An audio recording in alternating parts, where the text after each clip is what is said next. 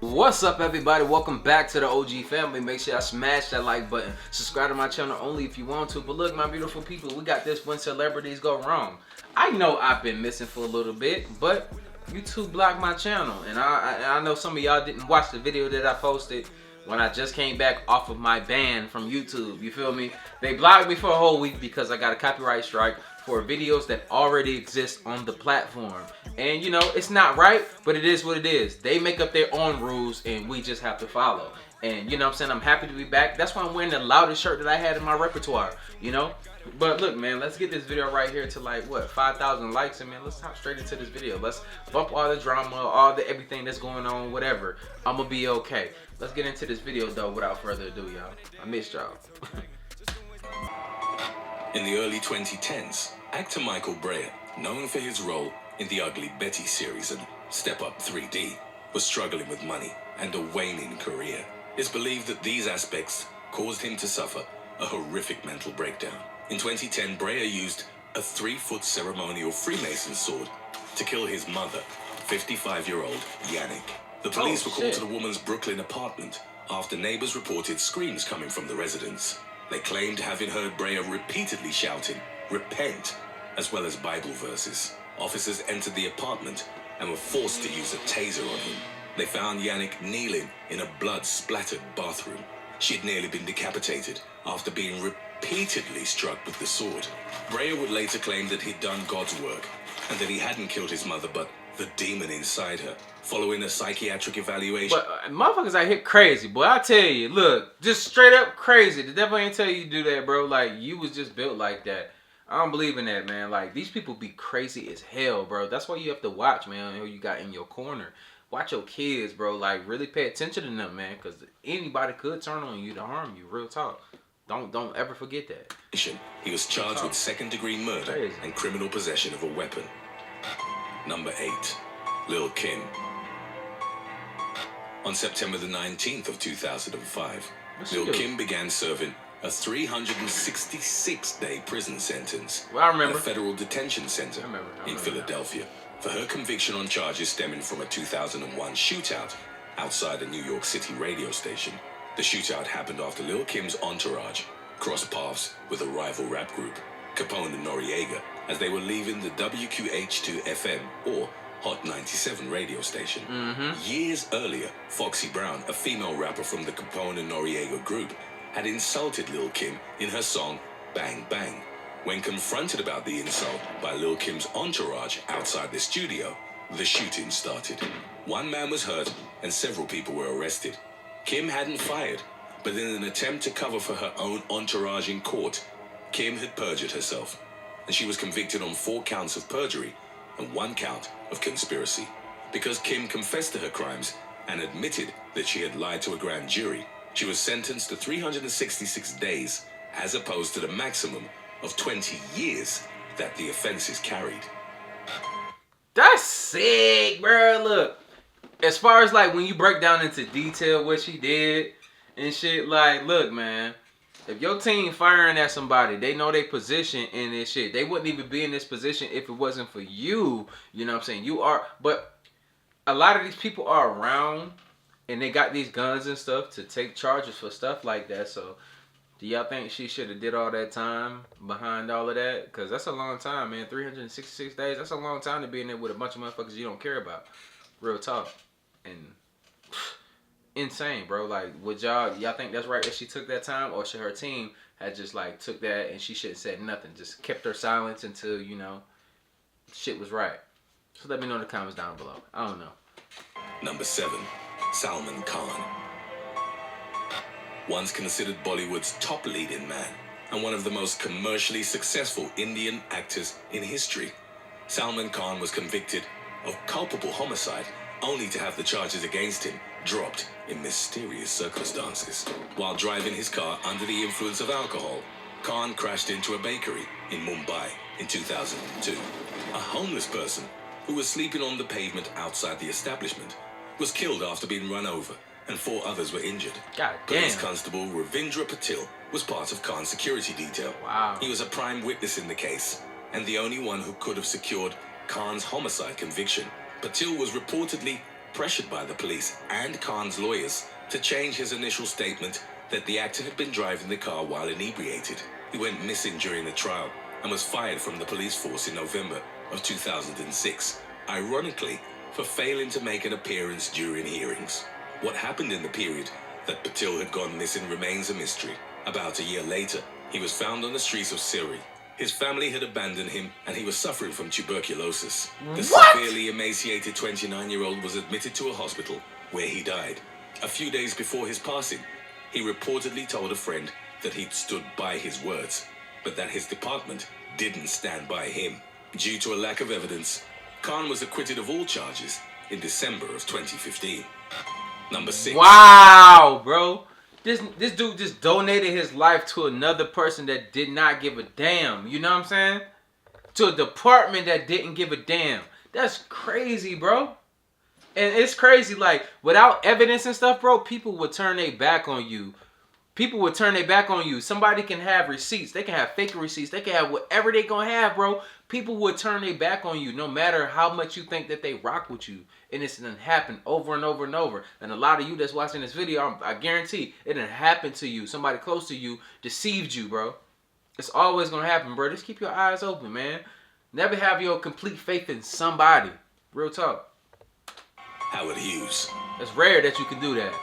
In the late 1920s, eccentric billionaire Howard Hughes gained fame in Hollywood by using his vast fortune to produce big-budget films. His celebrity status would reach greater dimensions for his work in aviation. His Hughes H-1 Racer was the last aircraft built by a private individual to set the world speed record.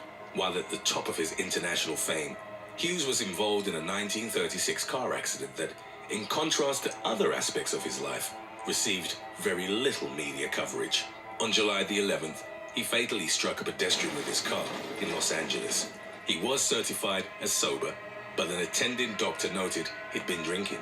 A witness stated that Hughes had been driving fast and erratically, adding that the pedestrian had been sitting in the safety zone of a streetcar stop. Hughes was detained on suspicion of negligent homicide, but his lawyer secured his release, pending the report of a coroner. By the time it was completed, the witness had changed his story, claiming that the victim had jumped in front of Hughes's car. Oh, wow. Within just 5 days of the accident, the billionaire was cleared. The suspicious circumstances surrounding the case have led some to hypothesize that his wealth and celebrity status had at the very least expedited the legal proceedings related to the case. Number 5. Liu Yongbiao. Chinese man Liu Yongbiao became an acclaimed author, but it was ultimately revealed that in creating his novels, he drew inspiration from the murders he'd committed. In November of 1995, Yongbiao and accomplice Wang Muming checked into a guest house with the intention of robbing the place. To cover their tracks, the men then used hammers and clubs to kill a guest, as well as the elderly couple who owned the guest house and their teenage grandson. Yongbiao would live as a free man for more than 2 decades, during which he reinvented himself as an award-winning writer. How? And a celebrity. In the preface to his 2012 novel, A Guilty Secret, he even wrote that he contemplated a story about a writer who got away with committing a series of murders. The authorities had recovered a cigarette butt from the 1995 crime scene, from which they took a DNA sample. I'm telling you, that DNA is gonna come back to bite a lot of them in the ass, but a lot of people getting too old, bro. They're gonna be dead by the time the DNA is even, you know, but he got his ass caught already, though. That's what you After get. looking at thousands of individuals and traveling through 15 provinces, they arrived at Yongbiao as a suspect. Undercover officers were able to trick him into providing a saliva sample by claiming they wanted to research his family tree. A lab test confirmed the match. Bro, he's stupid as hell, bro. Like, he know that, like, you getting older, you know, technology is advancing. They want to, bro, you ain't getting none of my saliva. Look, I done did it. Look, you ain't getting me, bro. Like, nah, I'm not going to submit to it, bro. I'm going to disappear again now. Yongbiao and his accomplice were sentenced to death. Ooh. Number 4. They got the death Don penalty. King.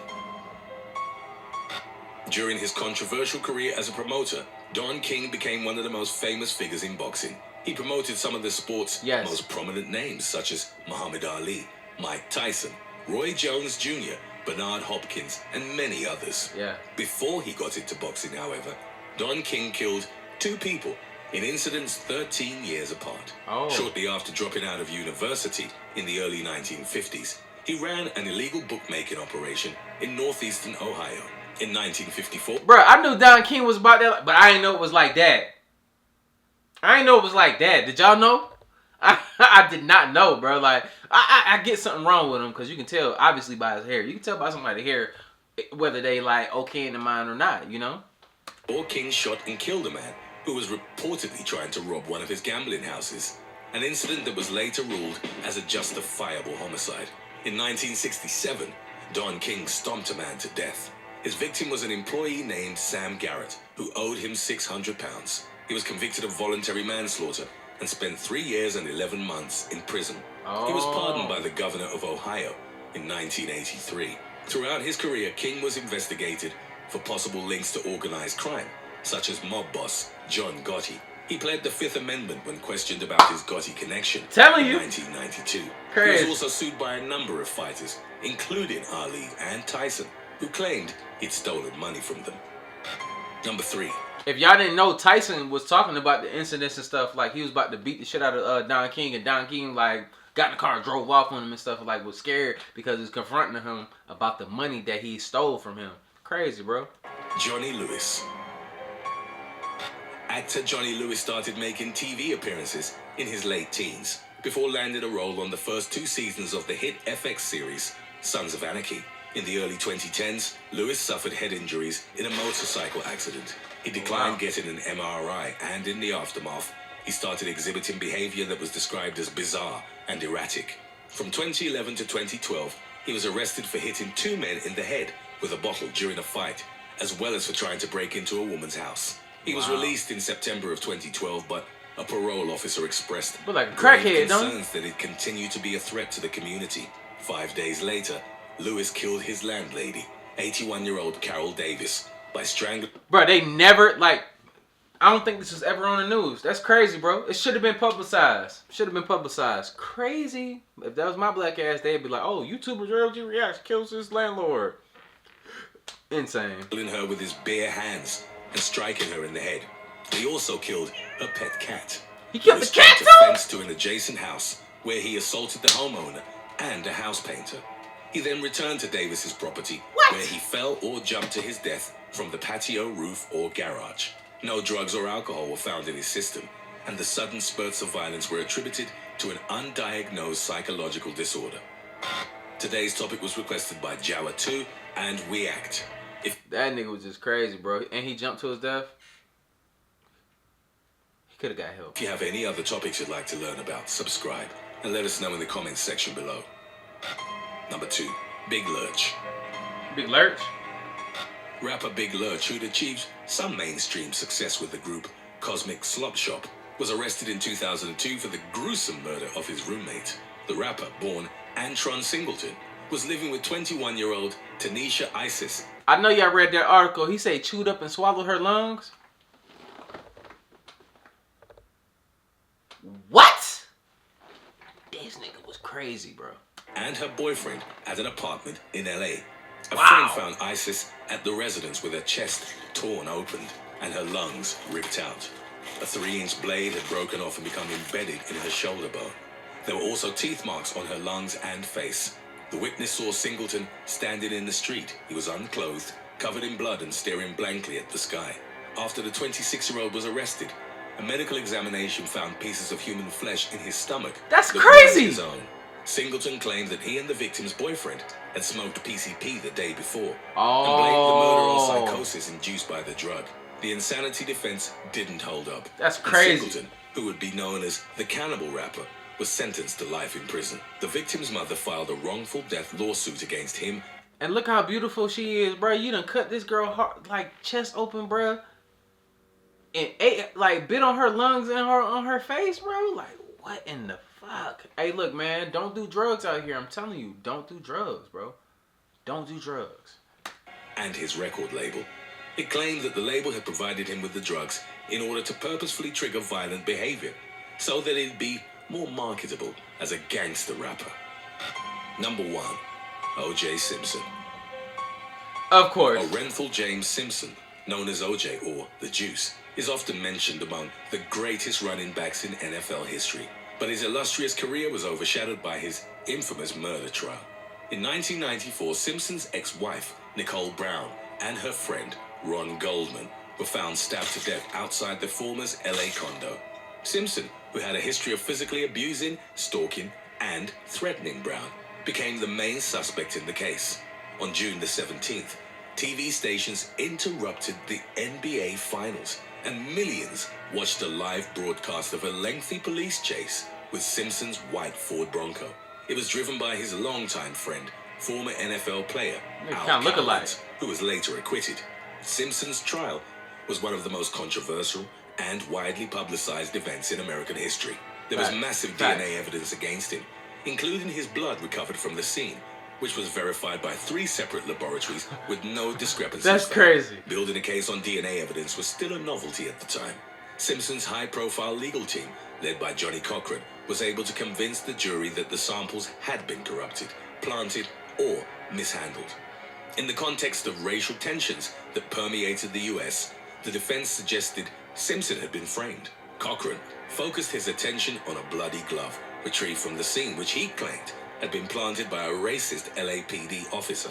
While still wearing a pair of latex gloves, Simpson tried on the glove and its pair during the trial, but they didn't fit, prompting Cochran to famously utter, "If it doesn't fit, you must acquit." On October the 3rd of 1995, the jury reached a not guilty verdict. In a 1997 civil suit initiated by the victims' families, Simpson was ordered to pay $33.5 million for their... Look at all that blood, bro. Like, look, man, y'all still think OJ didn't do it? Y'all think he did it still? He probably did that shit. Felony. Wrongful deaths. He remained a free man until 2008, when he was convicted of armed robbery and kidnapping. In 2007, he and accomplices broke into a Las Vegas hotel room and robbed a man of sports memorabilia at gunpoint. Simpson claimed that the memorabilia had initially been stolen from him. He was paroled after serving a mandatory 9-year sentence. Thanks for watching. Yeah, buddy, it ain't worth it, bro. Like, look, you can have that shit. I ain't going to jail. Like honestly, bro, I'm not going to prison like with a bunch of dudes that I don't want to be here with y'all. Real talk. Like, who wants to be in there? Ask these people that's in jail. These kids nowadays, they think that shit is cool, being in prison, being in jail and stuff, but that's not, bro. It ain't the business. Even the people that's in there tell you it's not the business. You know what I'm saying? We need to find something better for ourselves. I don't want to see nobody in that motherfucker. Like, that's crazy, bro. We need to fix the things that we can, you know? But look, I still think OJ did that shit. But let me know how y'all feel about this video in the comments down below, and I'll be for sure to do other videos. Tomorrow, I'm probably gonna drop like 4 more videos on y'all. And yeah, I appreciate all my new subscribers, man. Make sure if you're not subscribed, 60% of y'all that watch my channel are not subscribed. If you make it to this point, bro, go ahead, bro. Stop playing. You know what I'm saying? Show me some support.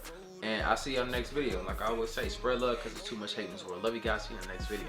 And I'm out, though. Live. She think I'm a flex on her when I roll up.